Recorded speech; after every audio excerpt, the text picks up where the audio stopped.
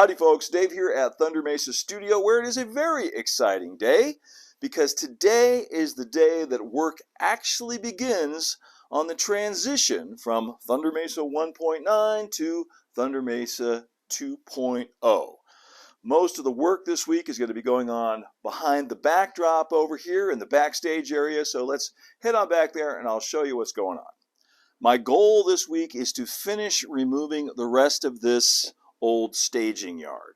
I got to take out all the track, remove most of this cork, and remove all the junk that's down underneath here. You know, it's got to be moved out and stored someplace else, or in some cases just thrown away. And then start breaking down the actual benchwork components so I can take them home and store them in my garage until they'll be needed later for the new staging yard. Ultimately, what I would also like to get done this week, we'll see if there's time, is actually removing the Calico Mountain section from the rest of the layout so it can stand alone on its own, kind of disconnecting it and wheeling it out. It's all built on wheels, thank goodness. So hopefully if there's time this week, we'll get to that too. But first things first, let's remove some track. Of course, I want to save as much as possible as far as the track components are concerned. Also saving things like rail spikes, which I might use again, and of course the rail joiners, both the insulated and uninsulated variety. This Pico ON30 track has become hard to find and can be more valuable than gold, so I'm definitely saving all of that. A lot of the track back here in the staging yard is actually Atlas Code 100 HO track, because these are areas of the layout where it doesn't show. I'm going to save that too, because I might reuse it. Just snipping off the power leads. Okay, you guys are a witness. This is the official breaking of the loop right here. This track removed can no longer make a full circle of the Thunder Mesa layout. Now I'm committed. Now my method of laying track is I usually don't solder anything on the straight sections. And that way, when there's the seasonal expansion and contraction of these nickel-silver rails, there are gaps that they can expand and contract into. It's a nice turnout. I want to hold on to that. You can see I've just got a little plastic dish here where I'm saving all of the rail joiners. A lot of those will be used again further down the line. I could just go around and unsolder all these connections, but it's a lot quicker just to snip them off. Another of my goals is to keep these sections of track as long as possible. In other words, don't cut them too short. When two sections are soldered together like we have right there, just go in with my my rail nippers, cut on each side of that solder joint, and that way I'll have a nice long section of track to reuse later on.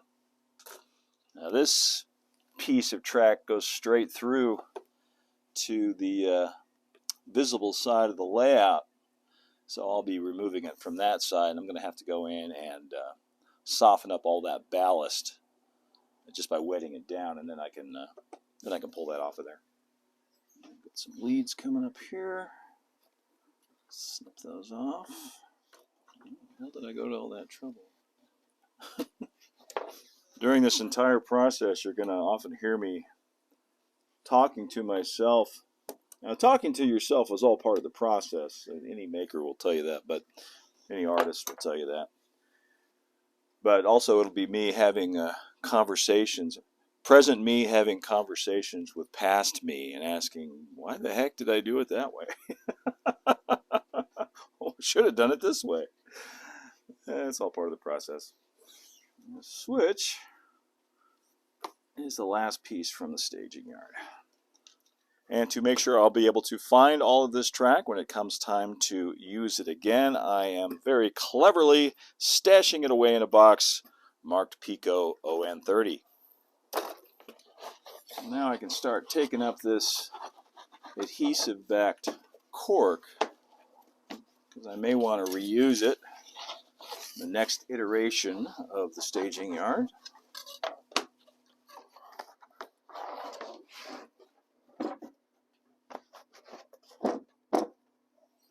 And now for the electrical components. Really, probably should have done this first, but you know, nothing is turned on right now, so no biggie. I'm kidding. Kidding. Don't mess around with electricity, kids. Power strip off. Okay. Now I can just go under here and tackle this spider web of wiring. Don't think I'm going to be saving this custom control panel. I think I could safely throw that away, but I will save all the components from it, all of the toggle switches and everything, and of course naturally the NCE power cab plugs. That's got to come off of there. This one goes to the wireless transmitter. This one goes to the power cab itself. How long are these screws? See, that's me talking to past Dave. Why did you use such long screws? Probably because they were the only ones I had handy. So this is the AC power in from the wall wart. Keep all this together. And this is the terminal for wiring that goes to the track. Already taken that out. Let's wrap all this up safely. Now it's official. Thunder Mesa is not running at the moment. Up here on top of the backdrop, I have the transmitter for the wireless throttle. Just held on with some sticky tape. Take that down. And that right there is everything that I use to run the Thunder Mesa layout. Technology is pretty amazing. I got nothing but nice things to say about the quality of the NCE products. Very, very happy with that. I can take this ugly thing off. I tell you, as someone who was raised partially by Depression-era grandparents, the the impulse is to save everything. I've said many times on this channel that I never throw anything away, and that's true. And a lot of it, you know, I get to reuse it later on. But things like the impulse, my immediate impulse is to save these little tiny pieces of wire. Like, no, anything shorter than, you know, a couple of feet, just move on. Talking mostly to myself here. Move on, throw it away. And these connections are soldered on. I'm going to unsolder these at a later date. For now, we'll just snip them off. And now I can put this in there. Now with DCC systems, usually you run bus wires underneath the layout, underneath everywhere that there's going to be track. You'll have a pair of wires that are coming from your DCC controller or booster or whatever, and then you'll drop feeder wires down from the track to that bus, you know, every meter or 36 inches or so. And how I in the past would connect up the different sections of that wiring bus on the Thunder Mesa layout is I'd use wire nuts like this. Now I got nothing against wire nuts. They're very handy, you know, expedient, but not a great permanent solution. Usually you're using like 12, 14 gauge wire for that wiring bus under there. And I think on the next iteration of the layout, I'll be using something a little bit more secure than these wire nuts, probably just some sort of plug system. All right, now I need to clean everything out from underneath the staging yard It's mostly big, bulky stuff, scenery materials, foam, stuff like that. Move all this out, and then I can start actually breaking the pieces down. This is an extra brace, this diagonal piece here, that I added when I put in the Calico section. I don't think we're going to need it now.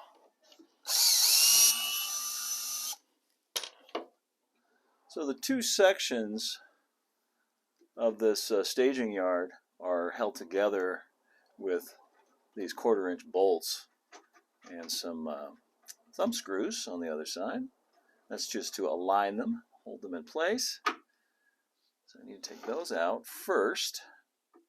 And this thing is only partially freestanding.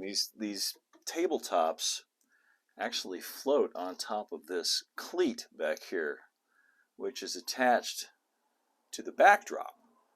So that forms one side of the support, and then it has some legs on the other side, some 2x2 legs. So bolts out of here.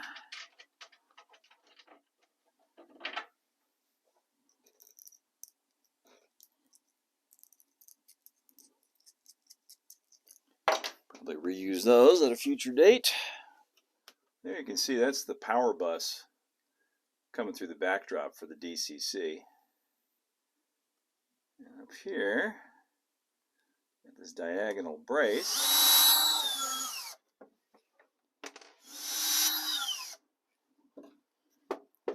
Okay, I think I can probably just pull this section out.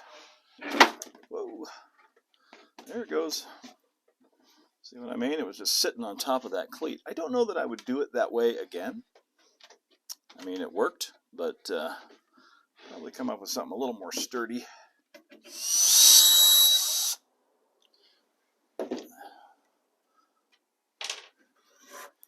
Okay.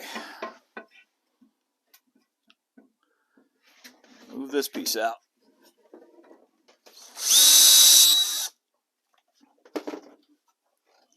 Unfortunately, the whole thing is just, like most of the layouts I build, just put together with drywall screws. It makes it very easy to break things down, make changes like this.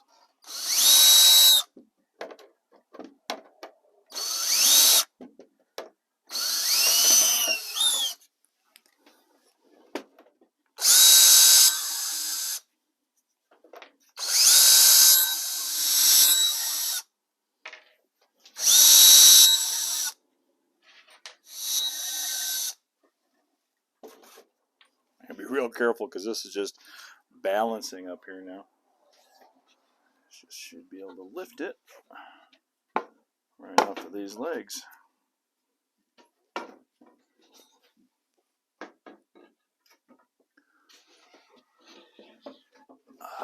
we go. No fuss, no muss. Now I can remove this rail, which is the last piece of the old staging yard. Oops. Ta-da! Well, that's one major piece done.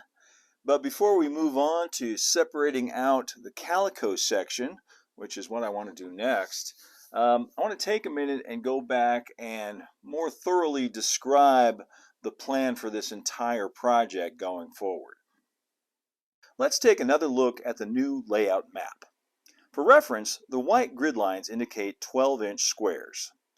The idea here is to build the new layout in 4 sections. Here, the thicker white lines show where the sections will divide. Section 1 will be the original 3x6 Thunder Mesa layout, now expanded to 4x7 feet, with the addition of the dramatic Coyote Canyon area, located roughly where Thunder Mesa town is now. Altogether, this will be known as the Big Thunder section. Section 2 will also be 4x7 feet and will complete the main loop of the layout, allowing for continuous running once again. This section will be home to the Balancing Rocks, a natural arch bridge, Indian ruins, and the rest of Coyote Canyon, as well as Zocalo Plaza, Boot Hill, and imposing Ravenswood Manor high on the hilltop. This will be called the Living Desert section. Section 3 will be about 2 by 5 feet and will be home to Thunder Mesa Town and Fowler's Landing on the Rio Frontera. Section number 4 will be Calico, also occupying about 2 by 5 feet, with Calico Mountain and the rest of the ON18 Big Thunder and Calico line. Things can and will change. A plan like this is really just a starting point, sort of a map to point you in the right direction. It's the process of doing it, following your process is what gets things done. And you have to allow for inspiration and new ideas that crop up along the way. The way I like to think of it is, you date the plan, but you don't get married to the plan. Things will definitely evolve and change as we move forward. Now let's go back and separate out this Calico section to make it freestanding so we can wrap it up for this week. Now this part might hurt a little bit to some of you watching. This is going to be the first time I'm actually going to be cutting into some of the existing scenery. First we'll take this mock-up of the blacksmith shop off of here. I actually gotten some comments from people who are, a little bit upset, a little bit offended even that I am going back and, redoing large sections of the layout. And on the one hand, it's like, well, that's, I love the fact that people are that invested in it. But on the other hand, don't get mad at me. This is it's my project. I can do what I want. But yeah, I understand. I understand how people get attached. All I can say is it's going to be better. So keep watching. Stay tuned. I'm going to fix a lot of old problems. You learn new things, and you want to change old things. So this is just sanded grout that I'm cutting through right here. This is one of the reasons I used it here. This is a great option for hiding joints between the sections of layout, because as you can see, you can cut right through with a hobby knife, no problem. And these will just come right apart now. Well, once I undo all the bolts and everything. I'll move Bandit Canyon out of harm's way.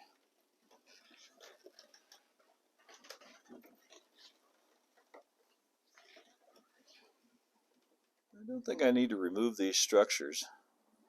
I think they're fine. I think they can just go along for the ride. Same for this shelf with the controllers on it. Just want to wrap the wires up, make sure there's nothing hanging down that's going to get caught up. Probably going to change this in the future. Not that crazy about it. Seemed like a good idea at the time, but it's a heck of a lot easier running the trains from the front side of the layout where you can actually see them. Get this up here.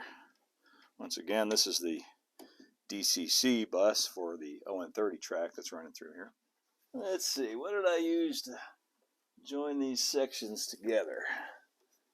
Wires out of the way. C-clamps. Well, they work. They've held it together pretty well for the last couple of years. Haven't had any issues.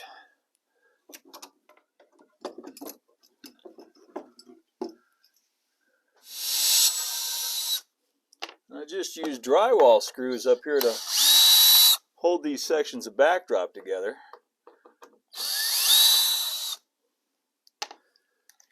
Okay. Now in theory, I should be able to just pull this straight out. Now those rail connections should let go because they're not soldered. This thing's on casters, so it will roll. Here goes nothing. Something's holding it. One thing I forgot is that I painted this backdrop in place. Yeah. So there's paint in the joint here. There we go. So these two sections were actually glued together with paint. It's amazing how strong that latex paint can be. But now we're free. Okay, let's try this again. Look at that. Almost like I knew what I was doing. Not bad. This lone section of backdrop here on its own is fairly flimsy when it's not connected to the rest of the layout.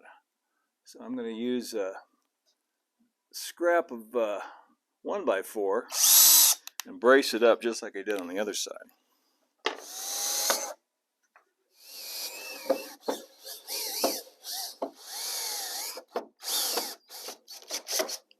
There we go. I don't think that's going anywhere now. This is the truly glamorous part. That is going to do it for this one. Thank you so much for joining me today for this auspicious beginning of Thunder Mesa 2.0. It actually went pretty smoothly, more smoothly than I thought it would. I hope you'll join me next time when I'll be actually tackling the town of Calico and good old Circle D Ranch back there. Until then, you can also follow Thunder Mesa over on Instagram at thunder.mesa and see what's new on the Thunder Mesa Studio website at thundermesa.studio. And if you really enjoy what we're doing here at the channel and want to show your support, you can do what these great folks did and go over to patreon.com/thundermesa and show your support there. Until next time, keep moving forward, my friends. Adios for now.